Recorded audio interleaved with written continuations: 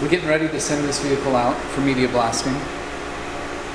What you see here is a lot of panels that had been exposed that had poor patch panels that were made at some point in its life. These are some examples of areas where there was actual patches that were put over the top. You can see underneath the significant corrosion that is there.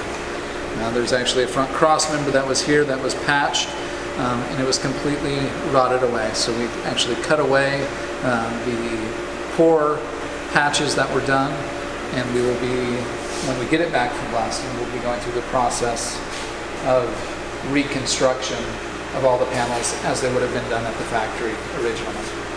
The entire floor pan in the front had been replaced. The pedal box assembly up here, we actually had to cut out because of the patches that were done in it and how poorly it was all done. You can see in some of the original panels how there's beading along in here.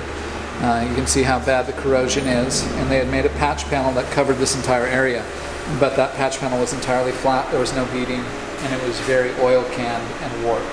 So we made the decision to go ahead and cut that out. We knew it was going to need to be replaced, and we did that to expose what we have here and get back to what the original construction would have been. These are the rear floor pans. As we can see, they have beading in them.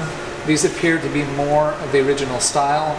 We have a weld seam that's right along here, and there's some differences in the beading itself which indicate that this may have been replaced at some point, which would have been part of the repair done up here. But we're going to go ahead and leave it. I didn't want to cut any more away from the chassis because we want to keep structural integrity to it. We opened up the rear engine frames and their suspension mounting points. That way when the media blasting is done, they can come in and blast inside all of this area back here as well.